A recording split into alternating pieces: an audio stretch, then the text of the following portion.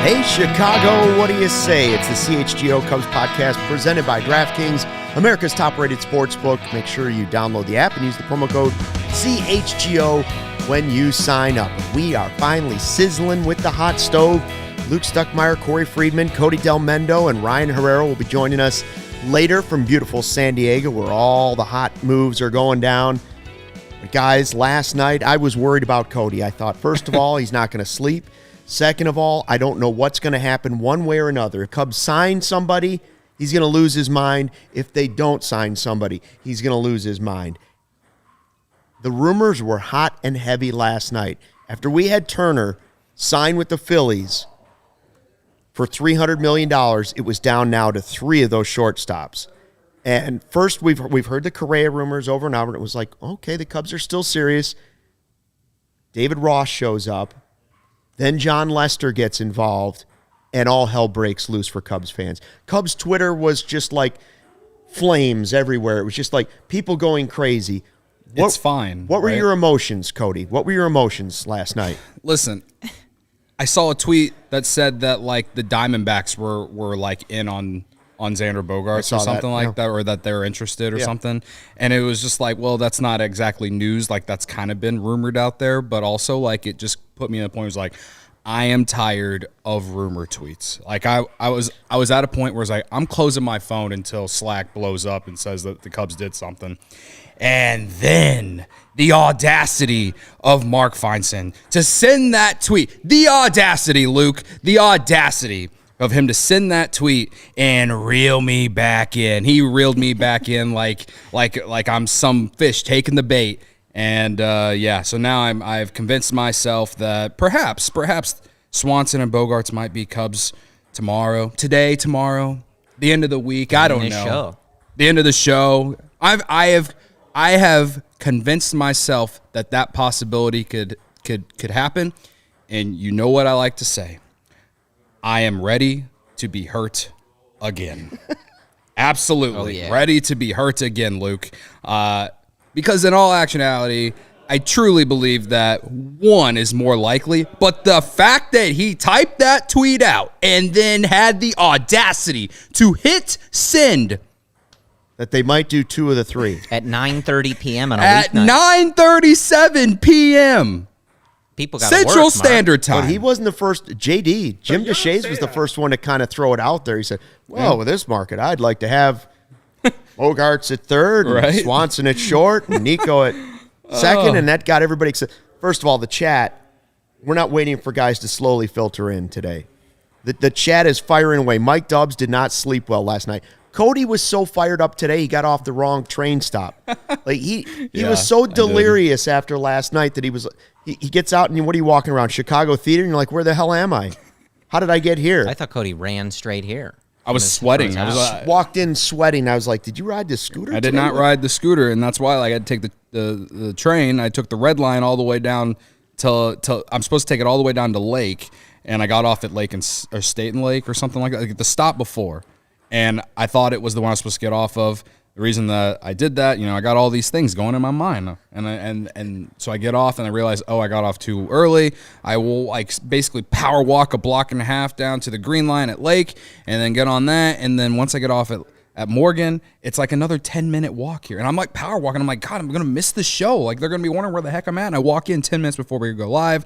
It's weird that you don't see any sweat stains on my sweatshirt right now. Like it's been a morning. It's been a morning. But like Cap put out the report too that his sources say the Ricketts family have gone to Jed and said spend, make them good again. Don't know what the motivation behind that is, but does that give you faith that they are going to at least get one of these guys? Because after Turner went, Cubs Twitter started going this way real fast. To the point where I said, Cubs convention could get real ugly. You got 3 more shots at this. Absolutely. I didn't worry about Turner. I didn't think that they were going to be in on him. And that one seemed like the Phillies all the time. But yesterday, as you and I were talking, it felt like a kind of jump the shark moment in the rumors and the narratives and all of that. You still have to get stuff done, right? And guys still have to make decisions. I think the best example of that is the San Diego Padres are sitting here having made an offer of, I think I read $342 million to Trea Turner, and he said no. Yeah. He went to Philadelphia. So sometimes guys just say no, right? You can make all the offers in the world. Your owner can say whatever. But the places we were hearing the rumors from yesterday, the people saying what they're hearing about the Cubs, there's just no winning for them if they don't come away with something, We've been waiting for you, Michael. There it is. Collada has entered the building. Everyone relax. Nothing's going to happen. Ricketts is cheap. I tried to tell you for 3 months. I think people's fear maybe in the beginning was, they're going to say they met with Carlos Correa so they can say, we tried, but it's going to be another rebuilding year. You look at yesterday, you have that report from Kaplan about Ricketts. You have JD, JP Morosi, Ken Rosenthal, all going on their network and saying they should get these guys. They should spend this money. They need to be good, blah, blah, blah. Even Dempster. Yeah, and you have connected, obviously. You have the double rumor. The reason that was so exciting is Mark Feinsand doesn't put out garbage rumors. Right. The fact that he's even suggesting it means there must be some part of him that thinks it's remotely possible. I just think there was too much yesterday. It's all still smoke until they do something, right? Until the ink is on the paper, nothing is done. But there was just there is no good. It is a disaster for them if they do nothing now. If this team doesn't look competitive, if they don't get one of these guys, they don't spend, you have now put, assuming from your camp, too much in the sphere to get away with that again. They barely got away with it last year. This would be, you want to talk about how bad season ticket numbers were, attendance. Yesterday, to me, we'll see what happens, but I think yesterday was kind of there's too much here. This some of this has to be true. They have to be really deeply playing in that high pool of free agents. Absolutely. If now, I've been saying just get one, and I still remain that. I still remain that they need to just at least get one. After everything what Corey just said, if they do not get one of those shortstops, then it is, like I keep saying, it's an absolute failure, and now even more of an absolute failure if they do not get one of them because, I forget his name, but the guy who covers the Red Sox who tweets in Spanish, he tweeted again today that the Cubs remain the main threat to the Red Sox on getting Bogaerts. And then John Heyman also tweeted that Cody Senga is back in the Cubs rumor mill as well. So they're doing things. The thing about Sean Murphy is really interesting. I know they said that they're not really in the trade market, so maybe they're just checking in on it. But it is interesting, and it does play a part in the fact that Contreras hasn't signed, the fact that Vasquez hasn't signed.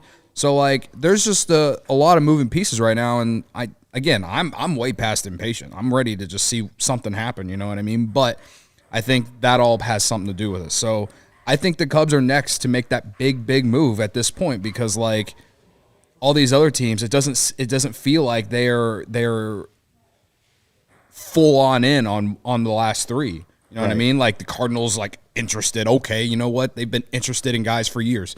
This is the Cubs' time. This app this the time is now. The time is now. Rizzo once said. If they do nothing now, we're gonna remember this week. Unfortunately, for a really, really long time. And if they do something, we'll be talking about it like we talked about when John Lester signed with the Cubs, 8 years ago, whatever it was. Right. I did think it was interesting, too. Yesterday was particularly, kind of a wild ride because I think it was early in the morning. You had Carter Hawkins, I'm assuming it was on Marquee, but talking about how, you can overcomplicate things if you're worried about how, all the puzzle pieces fit together. How long have I been saying that? Of course. Just and like players. just get good players. And so you're like, well, yeah, that's a cool thing for go do that then, right? And then, however many hours later, they're like, well, maybe they would get 2 of these shortstops. And it's like, well, that certainly sounds like that could have been what he was talking about, right? Like getting guys that all play the same position, whatever it is, like there's just, they drove to Orange County to meet with Correa and his wife and Scott Boras. Like Reportedly a good meeting. You can never guarantee anything. And, it's agents, it's owners, it's this and that. They can all put out reports for whatever reason that they want. But there is no winning from yesterday for the Chicago Cubs if there is not action to follow. It is a complete mess for them business-wise, reputation-wise. There's just what is the benefit of whoever gave Cap that report? Yeah. Right? Right. And I saw even the most pessimistic of people, which we don't have to get into that, but the pessimism of not really. No, and we're not Collada. Banning Collada because he keeps us we grounded. love Michael Collada. Does he? He keeps us grounded. Yes. Welcome and to by the the way, house, Rhonda. If Collada ends up being right on this and they sign nobody, he should have a spot on the set. We'll get him in the studio. We would all have to eat crow. Everybody would have to eat crow. Now, if he's wrong, he's going to have to wear a Correa jersey every day for the rest of his life. Yes. Or whatever jersey. Or he could just say he's sorry. Yeah, he could just say. I would be open to that. We just want the could Cubs take to him win, to Wrigley right? to meet Tom Ricketts and say, I'm sorry. The report with Cap, though, right? Like, I saw the most pessimistic of people thinking like, oh, well, now Tom has his fall guy, right? Right. What in the world? Why would Jed agree to that? Like, that's one of those things where I read and I'm like, Jed is his own person. He hasn't won anything as an executive at this level. Why would he sign on to be Tom Ricketts' fall guy? Like, what is the point of leaking that report? And then them not doing anything. It doesn't track like logically for me. Let me give you a scenario that I think is probably playing out. Okay. And there's no inside information on this. I'm just saying. Likely what is happening here is they obviously the 3 guys are left. They know they can't get shut out. Maybe they have decided that Bogaerts and Swanson are plan B. Or maybe they're plan A and Correa is the other one. If you're not 100% sure that Correa is signing with you, then you go to the other 2, and now you can go back to Correa and say, well, and this information that all came out last night, you can say, well, if you don't make up your mind pretty soon, we've given you the best offer we can. We could just double down on the other 2 guys. Yeah. Because look, we're publicly saying we might add 2 of them, but we would rather have you, and vice versa on the other side of it. And same thing with Lester getting involved and Ross getting involved and Napoli getting involved. Like, that part of it I knew you loved. John Lester recruiting can we talk Xander about Bogaerts. that or what? Before we get to that. So if those are the 2 scenarios right now, like forget all the pitching stuff again, because the focus, again, needs to be on shortstop for this team first and foremost. Not because Nico can't play it, because you're trying to add great players in the middle of the field, because that's where the game is going with the shift going away. Yeah. And the Cubs have flat out said that. Like, we need to be great defensively up the middle. So, would you rather have Bogaerts and Swanson, or would you rather have Carlos Correa? You have to pick one of those possibilities. I would rather have Bogaerts and Swanson. You'd rather have 2? I'd rather have the 2, yeah. Because that fills up 2 holes. I mean, you can move Horner to second, or you can put Bogaerts to second, leave Horner at short, and then you can play or Swanson at second, play Bogaerts at third. I don't know. Like there's endless Swanson at short, Nico at second. There's endless Bogaerts, opportunities there, right? And then if you do that, then I feel like then the Cubs could really get involved in the Sean Murphy talk. I feel like that could happen. You know what I mean? But yeah, I mean, listen, so you would rather have the two over 1.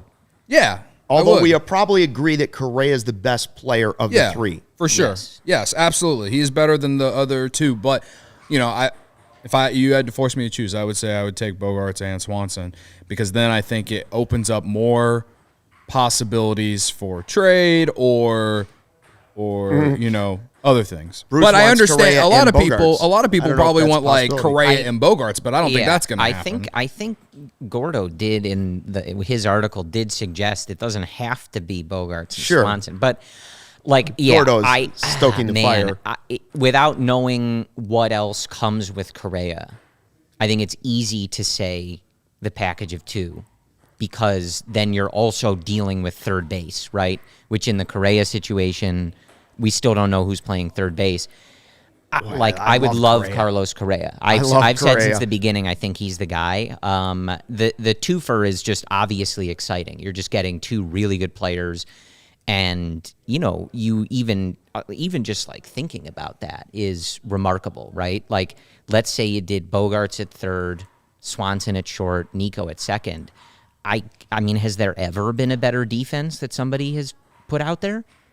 I mean, you're going to be eating ground balls like it's your job. It would be amazing. You would have a great defensive infield even if you put Cody over at first base. No offense to Cody's softball skills. I'm just saying, like, you would have a great defensive team. You wouldn't have a ton of home run power because Happ doesn't have it. Top tier homer power, yeah. You wouldn't have somebody competing for a home run title on your team. I think you might have a lot of the closest one. He's the one who hits the most. Yeah, you'd probably have a lot of 15 to 25 guys. I don't know if you'd have a 30 home run guy on the team. I think Jed talked about wanting to add pure power, and I think in that scenario, or really any of these scenarios, you can still look and say, okay, we've got maybe some playing time at first base, depending on how much you're committing to Matt Mervis, maybe some playing time in center. You're not likely to find it there. Or at DH, and whoever you add at catcher, if it's not Christian Vasquez or a Sean Murphy trade, because Sean Murphy's in that similar range of power. You can go and say, hey, we're going to go get a DH that's just going to smash home runs. That's what we're going to use that position for. But I think if you're building a team that has decent power, is elite in an incredible way on defense, and you have a pitching staff that can kind of pitch to that defense, I think it's fine. I think there may be something, even though pure power is something that Jed spoke about wanting, I think if you have enough guys that maybe have the potential to put up 20, 25, you're hoping Seiya takes another jump, Happ can do that too. I think that's fine. The power is there. Maybe you're like Corey goes to Ricketts Winter Wonderland. You've worked your magic. What they needed. Everybody's like, oh, you're just giving more money to the team. They needed that $5 from me. That was it. They needed my $5 Crane too, and Tom man. got a note, and they were like, we got it. We were over the threshold. Cody's hot cider. I went to Ricketts Land, spent my $5 at Ricketts Land. I got the hot cider with some Jim Beam in it, and that was like $15. I donated my money for this. All You're right? welcome. Here's something I wanted to show you guys. The Phillies started their massive spending spree when they did Harper, right? We all thought, well, we didn't all. Lots of people thought Bryce Harper, he names his dog Wrigley, and you're like, okay, he's coming here to play with Chris Bryant. They start their spending spree with Bryce Harper.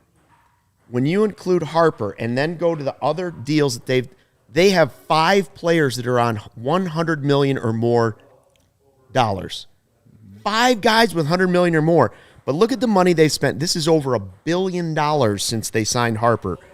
Harper, $330 million. Real Muto, $115 million. Wheeler, $118. Castellanos, $100. Schwarber's the bargain at $79 million, and now Trey Turner at $300 million. There's 2 things to that. First of all, the Phillies are doing what Cubs fans would hope that they do someday, right? That's what you're hoping. You mix in with all the young prospects. They could potentially be doing that after. We could potentially be saying that, or at least somewhat of that, by the end of this offseason if they do get those 2 shortstops. That's what I'm getting to. It takes a while to wheel the wheelbarrow from the bank to Wrigley Field, so that's just what we're waiting for. Carlos Correa does not only have the chance to be the John Lester of before, he has the chance to be the Bryce Harper for the Phillies. What do I mean by that? Either or. If it's Swanson and Bogaerts, the same scenario applies. The big money is spent, and now you've shown the roster and the spending that you're willing to do, and players know next offseason that this team is for real, no matter what happens, whether the Cubs fail to get to the playoffs or not, you would look at that roster with Bogaerts, Swanson, Nico, Suzuki, whoever it might be, and the young pitchers coming up, and that's where you would say, well, they're not going to have money left for Shohei Ohtani. Yes, they would. Yes, they would, because look at the amount of money teams are spending now. Look what the Rangers are spending. And if the Cubs really want to make money, if they really want Marquee to start raking in the straight-to-consumer, you want those things to start making money and Wrigley Field to start churning out the cash again. You put Bogaerts on the field, you put Swanson on the field, and all of a sudden, if Shohei does hit the free agent market, and believe me, you're going to have to compete with the Yankees and Dodgers, you're going to have to spend insane money, but now you can say to him, look, you can come play with Seiya. Yeah. And we have the infield, and we have the young pitchers, and you're going to get to play at Wrigley Field. That's how you start to recruit big star guys. The first domino has to fall, and you hope that guy is in the next 48 hours. Or guys. Yeah. Yeah. No, good points in the chat, too, about, you've got Hayward and some other money coming off the books. Yes. You get a little freed up. Yeah. Yeah. So, I sent a tweet last night, and I don't want to go too deep into it because it triggered a lot of people. But all I did was say that if the Cubs somehow, some way, got Swanson and Bogaerts, that it would be like a mic drop from Jed and Carter. And I got some backlash from a lot of people, and I genuinely don't understand because, for the last year, we've just hoped to get one of those guys, and now the possibility of possibly getting two is kind of mind-blowing to me because that's them saying that they're not just trying to make the playoffs. If you get those two guys, I will expect a Central Division championship if you get both those guys, depending on what else happens the rest of the offseason. But if you get those two guys, you're telling me you're not just trying to make the wild card next year. You're trying to win the division. You're trying to win a playoff series. That's how I look at it. And I didn't think the Cubs were going to do enough to be able to for me to actually convince myself that could happen. But if they did do that, that would be my immediate reaction to thinking division championship, playoffs, like something more than just making the playoffs. Yes. And a lot of people took it as, well, Jed should have done this, should have done that, whatever. That's kind of the opposite considering everyone's been yelling about ownership over the last 4 years. So, whatever you got to do to, continue to spurt your pessimism and everything. But again, that's just my opinion that it would be a major signal from them that that they're serious about being in not just the playoffs, but in contention. Yes. Yeah. It's I think to your point too, it would be their first signal of that, right? This is a different group. Yeah. Jed was here before, but he was not in charge, and Carter wasn't here. So it would be a moment for them because it would be their first action as a group. And I know that there's a sentiment, right, that this is how the Cubs should act. We're aware. You can go back to hours of this podcast. We've been saying this for months.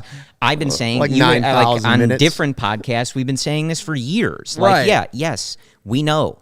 We're on record of being very clear in our opinion of how they're acting. Who are we going to blame more for that? Are you going to blame ownership or are you going to blame Jed for that? Because according to the chat and according to everyone on social media the last 3-4 years, it's all on ownership. All I was saying is that it would be a mic drop for Jed and Carter.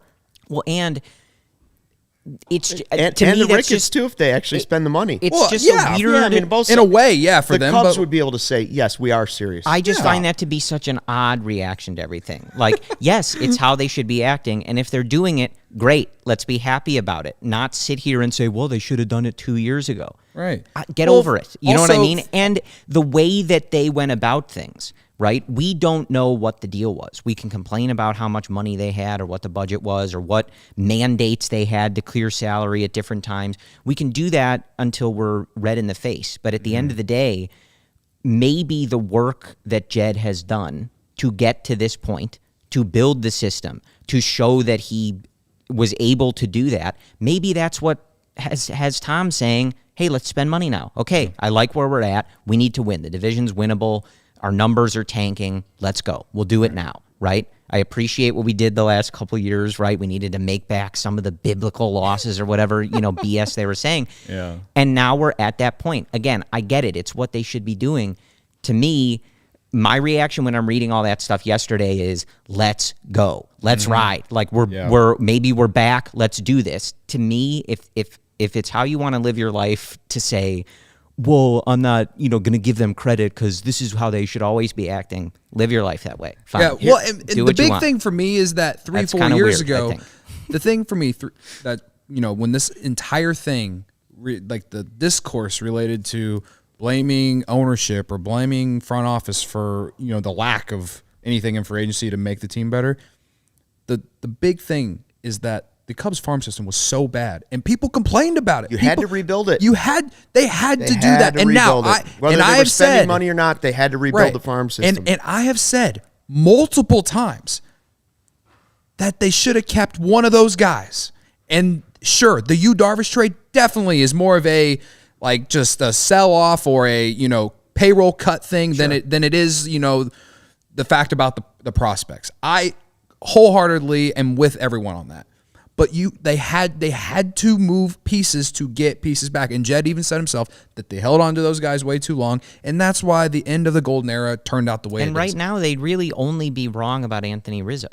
Right. You don't want and either Kyle of those two. Schwarber. And I will eat crow forever. Schwarber walk. If it were up to me, and Schwarber. They would have signed Chris Bryant for 100 years. And I'd probably be wrong about that right now. He did not have a good year in Colorado. He was hurt, didn't play that much. And that's what I wanted. And Jed made a different decision, and he looks correct. Anthony Rizzo at Iowa once told me the time is now. We're coming. This is why the time is now for the Cubs. Because I'm not saying to go win the World Series, to make your big move. Because right now, you've got Dansby Swanson, who's getting married this weekend. If that's the guy you're going after, he's getting married this weekend. His fiance plays for the Red Stars, I believe. Yep. You think he wants to go into his wedding and his honeymoon worrying about where he's going to sign? He wants it done now.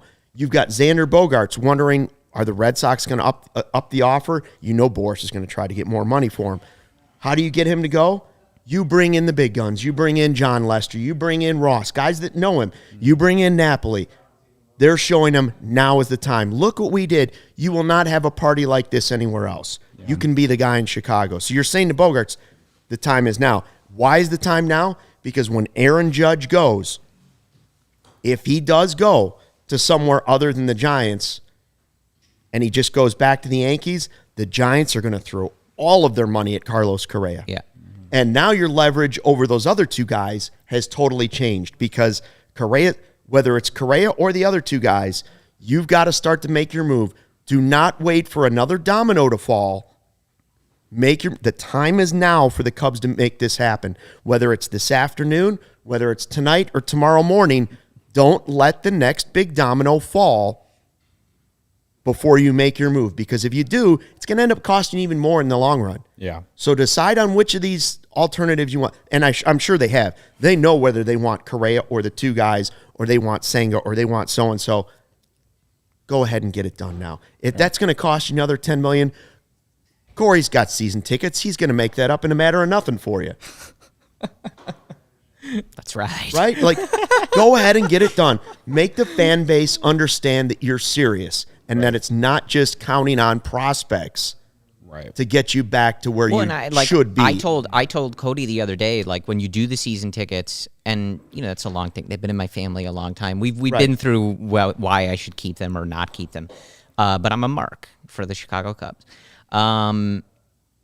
They do a thing where you can submit part of your payment at the beginning of the off season, but then the large sum of it you can push off until later in the year. Right. If they sign one of those guys, I'll give them the rest of the money live on this show.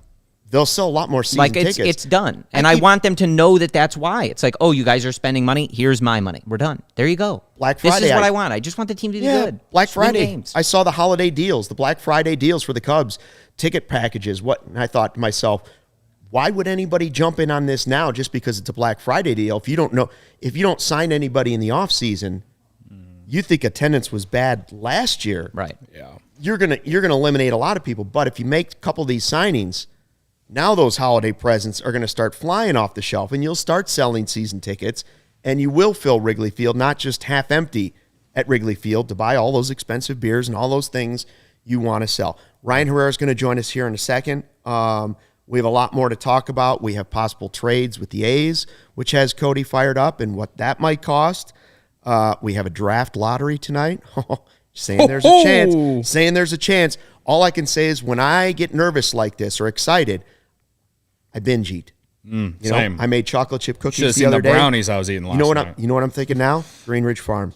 We go right to that fridge. Green use Ridge those Farm, meat a sticks instead. Chicago local meat and cheese company offering you a better all-natural option. Makers of all-natural deli meat, sausages, and their famous meat sticks. Perfect for tailgating, happy hour, school lunches, or nervous free agency eating. These all-natural meat sticks are hardwood smoked for 8 hours, 16 grams of protein per stick, making it the perfect post-workout snack. Meat sticks come in chicken, black forest beef, jalapeno cheddar, and spicy chili. If you haven't tried them yet, you don't know what you're missing. They are delicious because they are made from recipes generations in the making, and being all natural, they deliver a fresh, flavorful alternative at snack time. By the way, the Polish that I had at the tailgate, chef's kiss.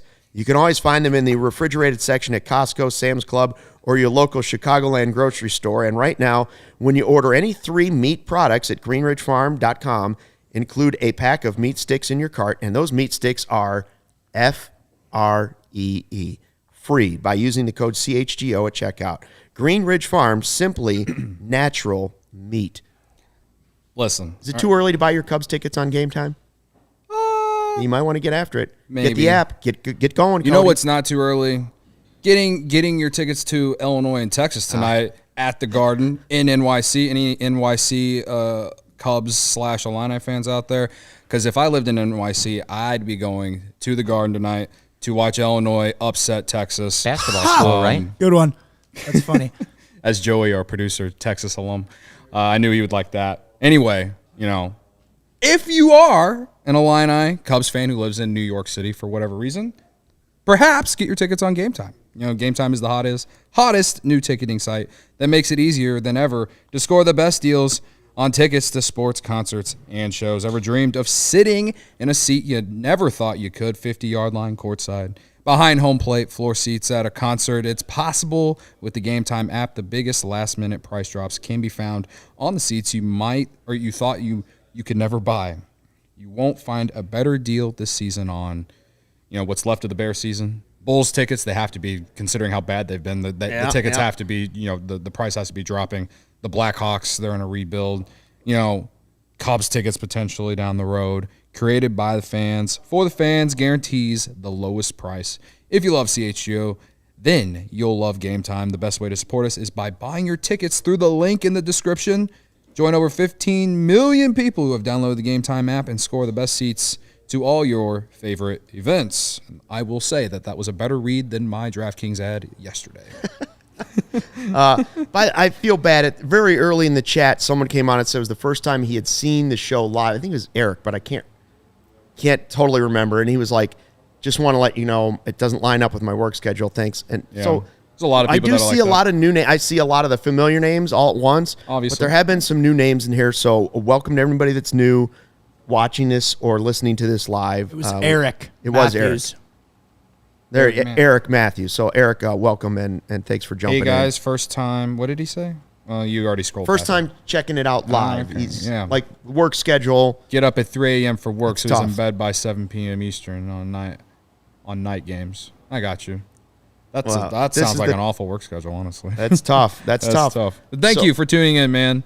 And thanks even all the people who don't even agree with what I have to say or what they have to say. Thank you for being here because we're all Cubs fans and we're not supposed to all agree on everything. Everybody should be agreeing with me, but I digress. I have accepted that, everyone, like someone tweeted at me and said I was a what did they say there? I was a Cubs simp. Brainless Cubs simp. Someone tweeted that at me this morning. So, it's cool. Is Ryan waiting for Boris in San Diego? I saw Scott Boris going to start to talk, and now what he'll do is play up Bogaerts' chances in Boston so that the Cubs will try to raise their offer. And the cat and mouse game will continue most likely. Yep.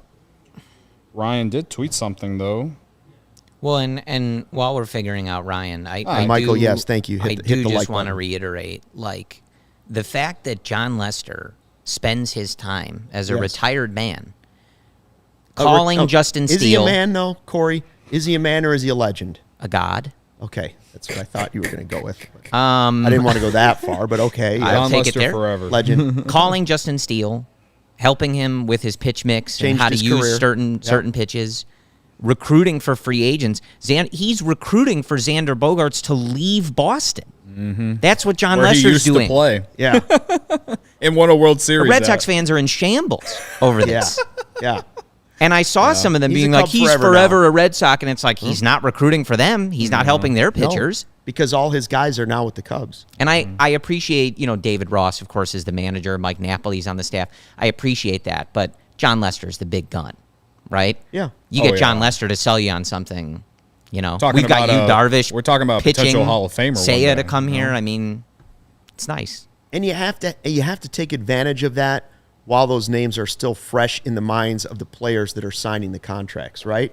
Yeah, they know him. They played with him, et cetera. Because this is no offense to an all-time great Fergie Jenkins, but if you have Fergie Jenkins trying to recruit Carlos Correa, it doesn't Maybe have not the same impact as John Yeah. Lester because he never saw him play. Right. So while we're waiting for Ryan, what about the possibility, and we've heard a lot of people saying, the Wilson deals where he might go, Wilson's gone, forget about Wilson. If he goes to St. Louis, Cody will be upset, but he swears it's not happening. So I'll be upset, but I will get over it. What about, you mentioned this earlier, Sean Murphy of the A's. That's one of the teams, and they say that's one of the reasons why Wilson hasn't signed somewhere, because some of these other teams are still looking at the trade market, whether it's the Blue Jays or the A's. Murphy is one of the rare catchers. He's 26 or 27, 28. I think, 28. One of the rare guys, he's under 30, that is both good offensively and defensively. You would have to give up major leaguers, what they're looking at, and you'd probably have to give up some of your former first-round draft picks. Well, Ken Rosenthal wrote today that the A's are looking for major leaguers. They're looking for a solid major leaguer for him because Nick Madrigal. money is money is not an issue when it comes to Sean Murphy and the A's. He's going to make like $3.5 million next year. I know for some people might think that's a lot of money for the A's considering how they operate, but it's not like he's a guy on a large contract that's holding him back. So Keegan Thompson would be gone. I'd love for Madrigal to be the reason that they got Sean Murphy, but I think you're going to have to definitely include a Morel or a Keegan Thompson in there, or both. Do it. And Hort. Our buddy Zumac was saying Hort and some other. Anyways, Ryan is ready. So let's get to Ryan out in San Diego. Our intrepid reporter, boots on the ground, Ryan Herrera. From the lobby. Hello, how's it going? Hi, Ryan. I forgot that we have a new. We have music? No, not music. Oh, Hold we don't on. have music yet. 1 second here. What is this?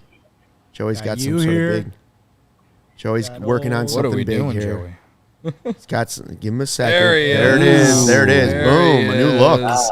A new look for the YouTube people. We Getting got to see Ryan. 181 Wow. people in here to see this. How awesome. That is big. Ryan, is Boris talking now? Is he done talking? Did he come out and say Bogaerts to Swanson is done? Bogaerts and Swanson, they're both happening? That crowd behind me is currently Scott Boris's press conference. Spitting out puns.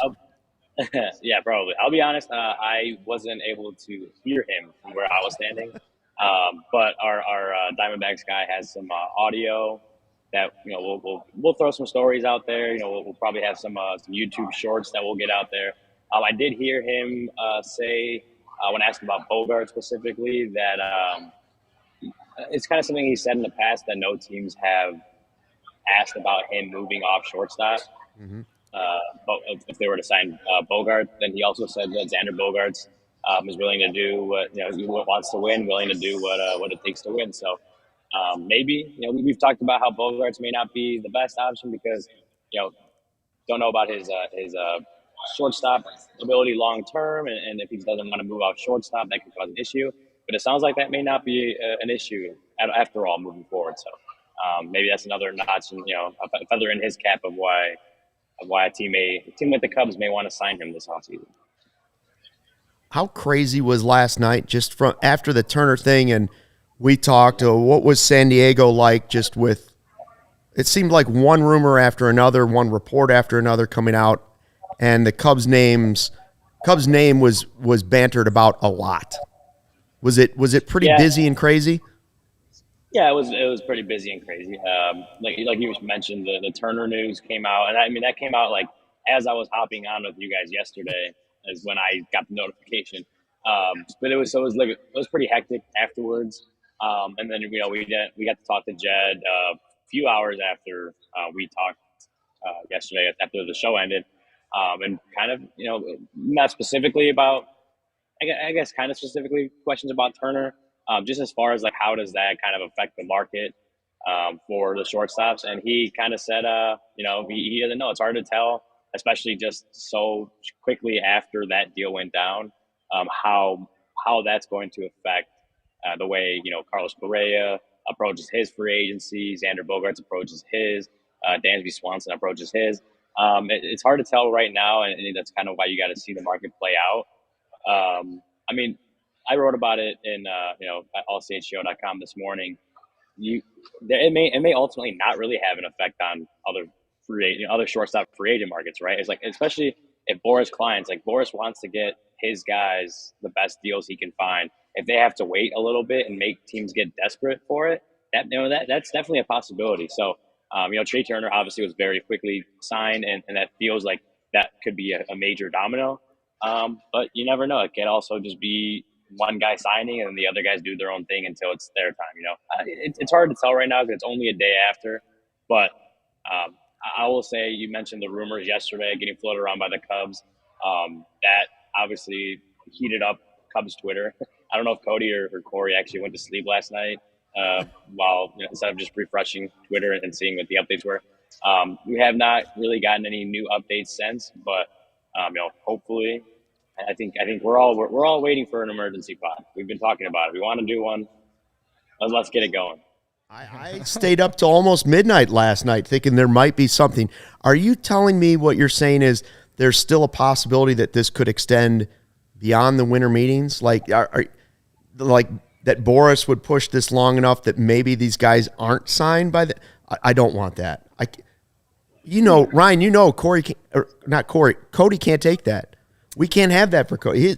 He was sweating so badly when he came in today, and I didn't know what it was, and it was nerves. It was straight nerves. He got off at the wrong train station. No, I'm not saying that. I don't know. Again, if it's hard for anyone to really tell how this market's going to play out. I mean, Boris is standing right behind me, so obviously he's not negotiating with any GMs at the moment. So you never really know how anything will play out. Like it could be all three of them signed today. It could come over the weekend. Like, you never really know until it kind of happens, until the numbers are agreed upon and the offers, all the last offer is given, no one's matching it, and then, okay, we agree on it, right? I don't know. I don't have a really good feel for when the rest of these deals may go down. I know the Cubs are involved in them. We talked to Jed yesterday, and he mentioned that they have a lot of offers out there, and they're going to continue to make offers. Wouldn't get into specifics about who those offers were made to or how many, but he did say they have a lot of offers out there. They're going to keep making offers. So we know shortstop is high, or should be at least high on the priority list. So if he's talking about making a lot of offers, I think you can kind of put two and two together and think that they're in on those shortstops right now, and it could play out by the time they leave, by the end of the winter meetings. They're leaving with a shortstop on the roster. Now that's not Nico Horner. Ross is yet to speak today. Today is the day you get to speak with David Ross. Is that correct? Yes, we'll be talking to Rossi in a couple hours now. Okay. He was on Marquee last night. But But he'll talk to everybody. I would love him to actually have something to say. Like, if a deal's done, now you give him something to actually talk about other than just rumors at this point, right? That's what you guys are hoping for. Yeah, I mean, it kind of reminds me of like when Seiya signed with the Cubs in spring training, but it wasn't official. So like he couldn't like specifically talk about it, but it was like, oh, hey Ross, like there's a really good right fielder on the market, kind of involved in rumors with you guys. What do you think of him? And just trying to play it around that way. So if there's any kind of deal like that's happened in the next 3 hours, like, hey, maybe Ross can give it a little bit of insight in that. And what he thinks about whichever player it might be. Before you came on, we were talking about Sean Murphy's market and everything because of the rumor that came out last night, which of course was within the same amount of time I think Jed literally saying that they're more in the free agent market than they are the trade market right now, or someone said that. Correct me if I'm wrong. You're the facts guy.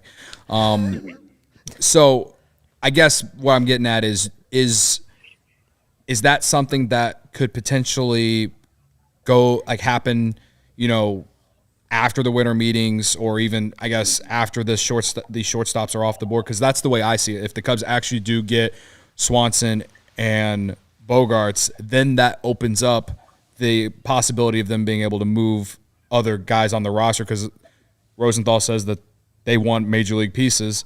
That if those signings happen, that opens that possibility up. Is that am I reading that correctly? Is that something you think that would more likely happen if that were to happen for the Cubs?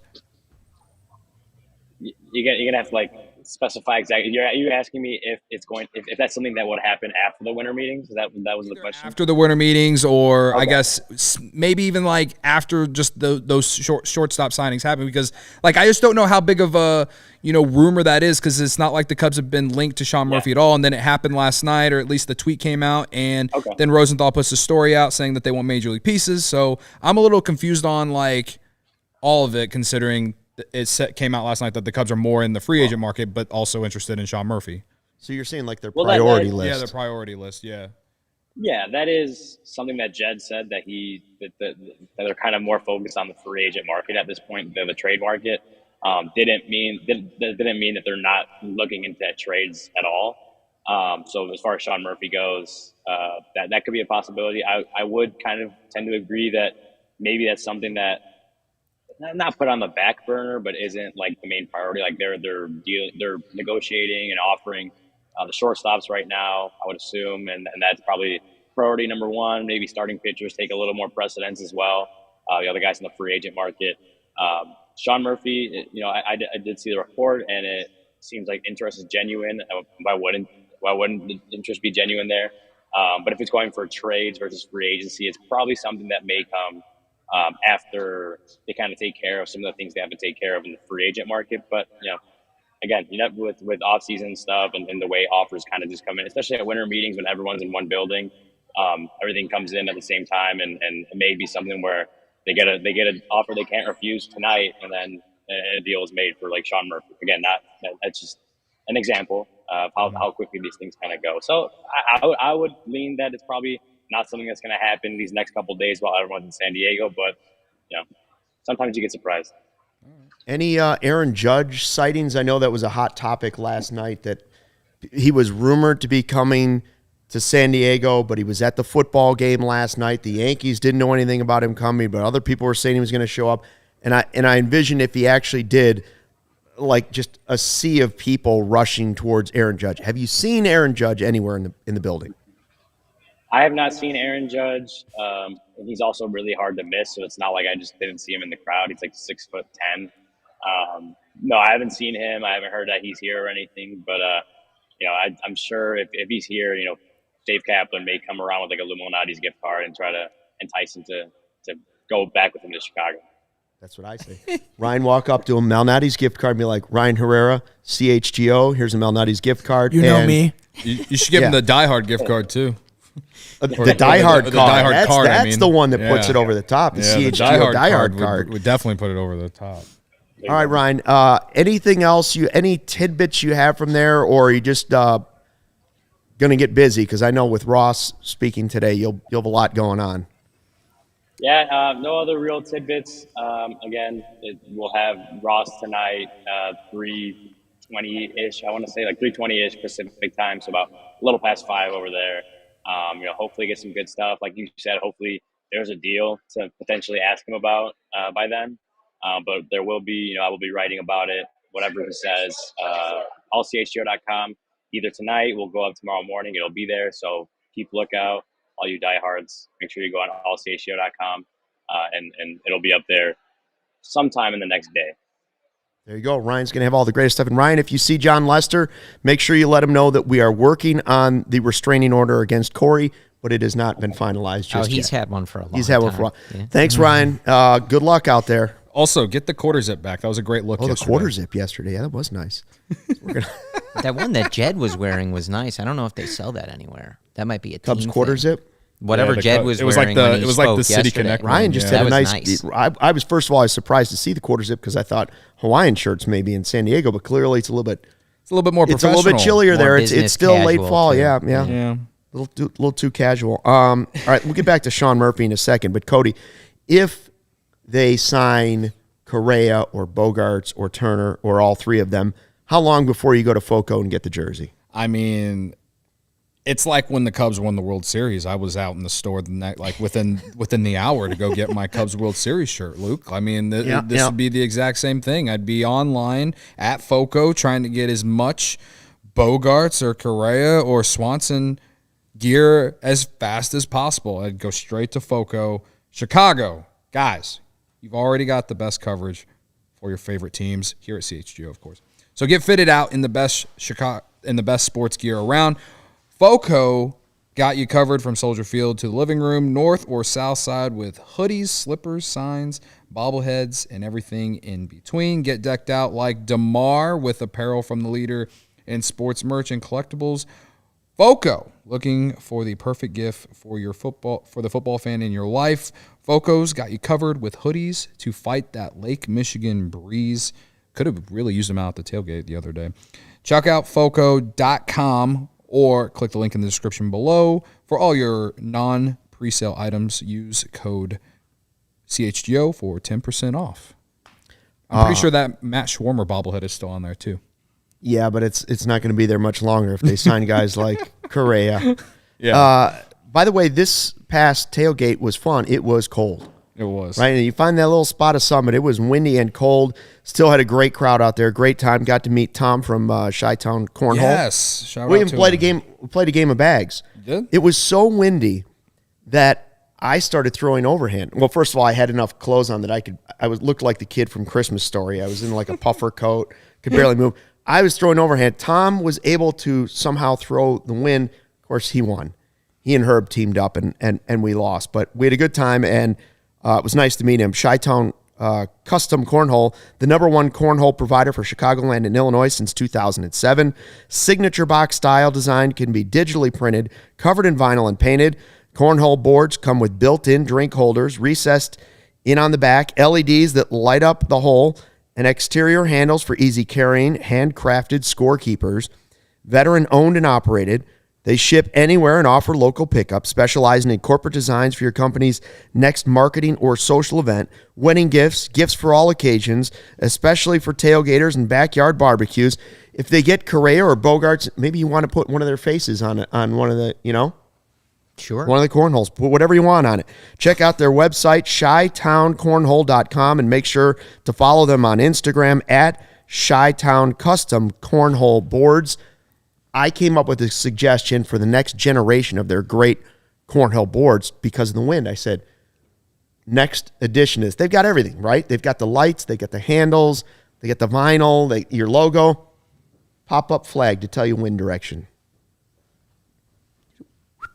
Wind flag, so I know where it's coming from. Like on the field on goal. the back of the board, yeah, like on a field goal. Just some flags that pop up, so I just know it's going right to left. Wouldn't help somebody like me, but like a professional cornhole player might actually help him out. So Sean Murphy, real quick. Yeah. Greg Zumack from at Ivy Futures on Twitter. Friend of the program. Had him on the show. He suggested a package of Morel, Keegan, Wisdom or Madrigal, and Cade Horton. And then also reminded folks that likely would be outdone by some other team. Yeah. So it might take more than that. To be honest with Horton you, is the one that really hurts on that list for me. Yeah, because Horton's a top 5 prospect in the system, and there's belief that he could be on the major league team within 2 years, similar to how Jordan Wicks's progression has gone. And again, he's a prospect. He's a prospect, though. He appears to have the stuff See that would this make Jesse him. Rogers tweet? No, what did Jesse say? Yeah, I showed it to you. Matthew was right. Oh, That yeah. is what Oh, I just sorry. showed to Luke. Yeah, sorry. I didn't realize it was from Jesse. Matthew nailed that as he was watching it. I didn't realize it was the Jesse. Do you have it for us? Yep. I was He was confused. asked I thought that about Corey the just Cubs. talked about it, but I realized that he just showed you. Boris on the Chicago Cubs spending the Tom Ricketts drum is finally beating again. Okay. So basically, he's saying, yeah, the Cubs are offering big money to somebody. There's our friend Mike Dubs. He's praying that's actually true. He was Right? open. Yeah. I mean, that he wouldn't be saying that if he didn't know there were big money offers on the table. Absolutely. The guys that he controls. Yeah.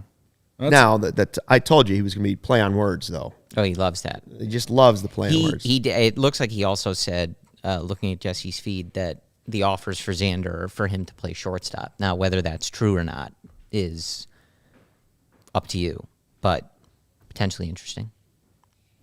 Well, we know that Nico is willing to move. Maybe Dansby plays second, Nico plays third. And we have read that like the sticking point for Bogaerts is he wants to play short. Yeah.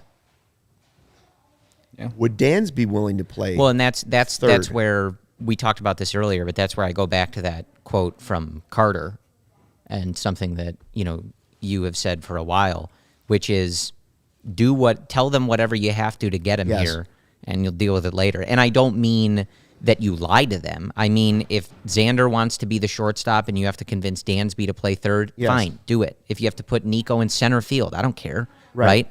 Get the good players. David Ross will figure out where to put them on the field in late March or whenever that starts. Doesn't matter right now.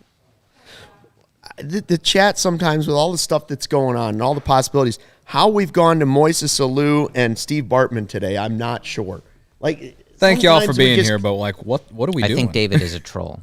Sometimes we just get off target. I know he was talking about blaming a fan and Real fans blame Alex Gonzalez for that game. Yes, and also the Cubs. That's a discussion a lot of you aren't ready for. The Cubs have won a World Series, so forget about it.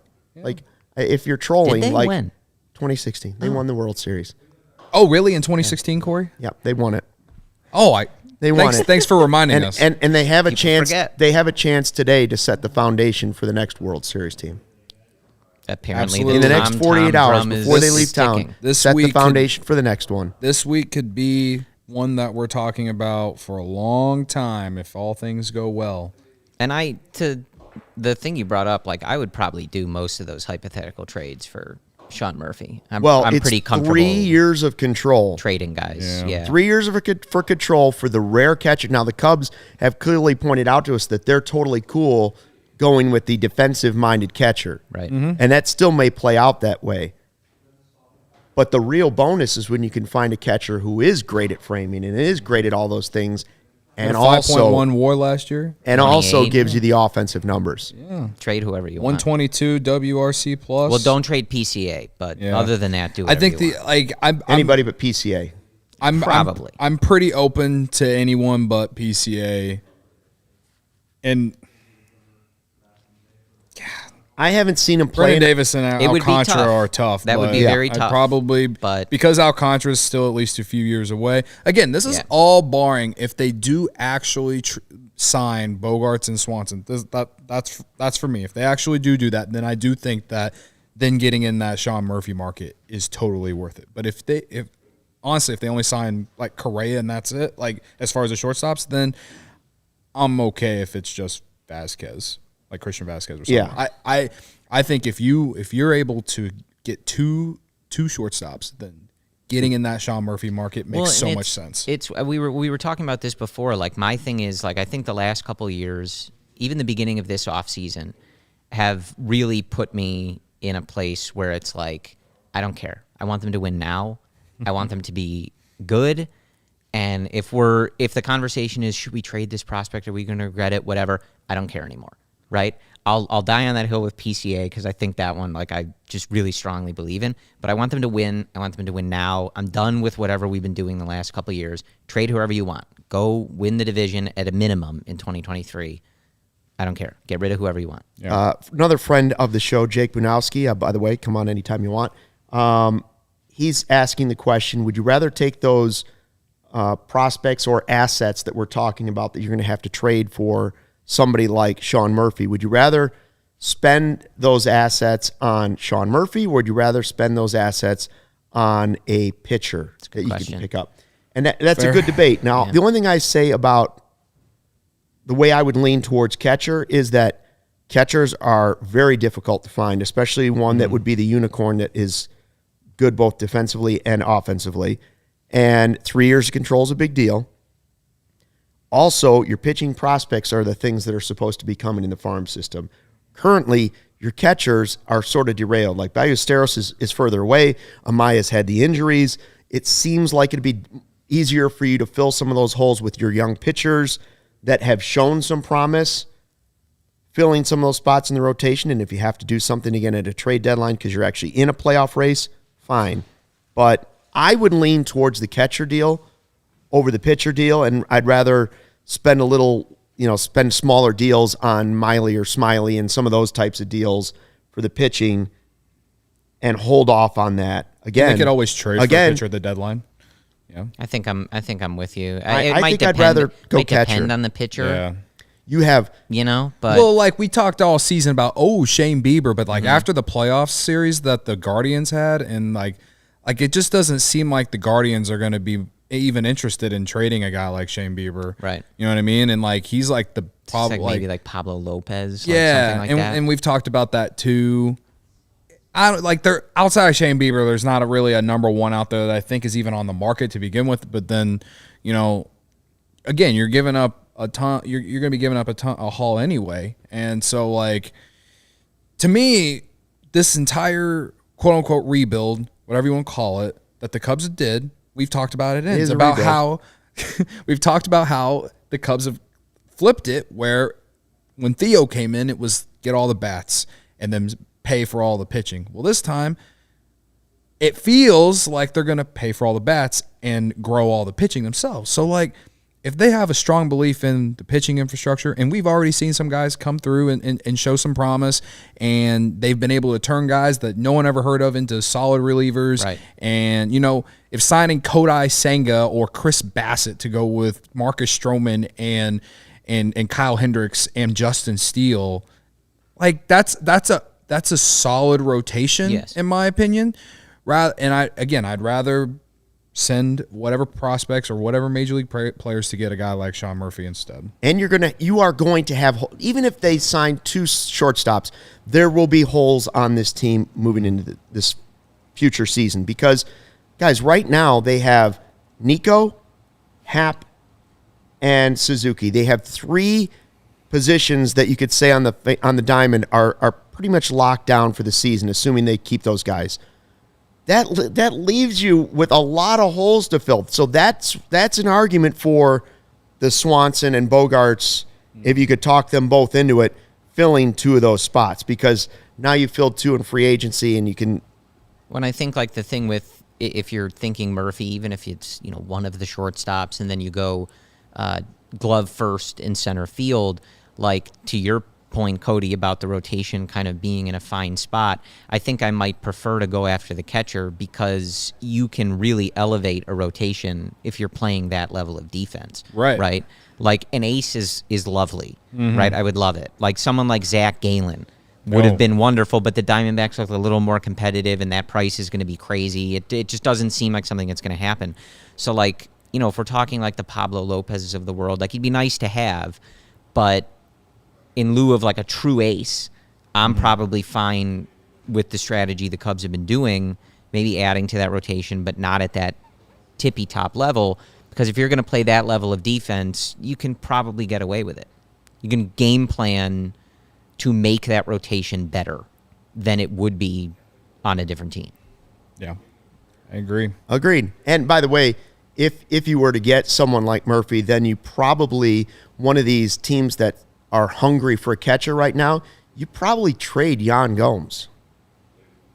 I would, if I had a young guy that I thought was going to play catcher a lot, and there's a market for catchers right now out there and teams are trying to give up, you might do that instead of keeping Gomes as your number 2 catcher. Like, there's dominoes to fall. Anyway. Yeah, absolutely. We'll have more on that tomorrow because I don't think that deal's happening in the next couple of days. Right. I think that's one that's there are a lot of moves that will impact how much the A's will be asking for before that happens. Before we get out of here. Yeah. A tweet from Stephanie Epstein, who...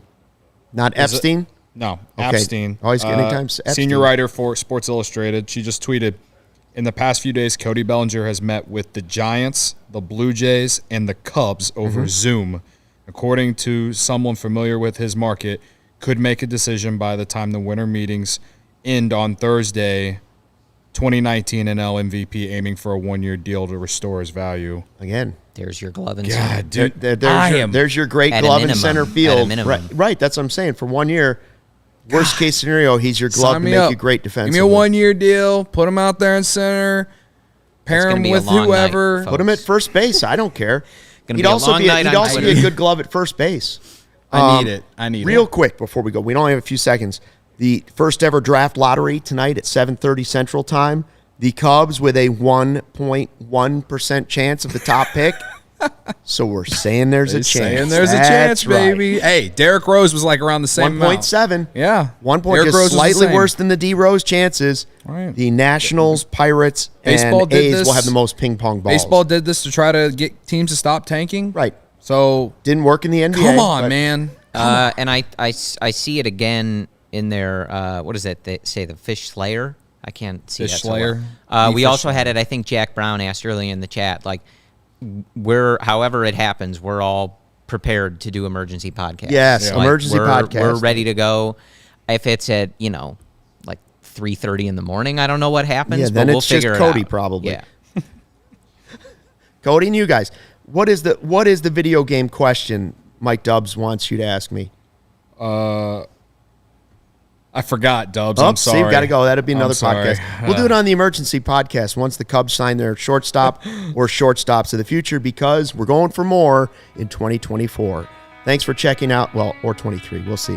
Thanks for checking out the CHGO Cubs podcast presented by DraftKings. We'll be back with the breaking news podcast if it's necessary. Until then, fly the W.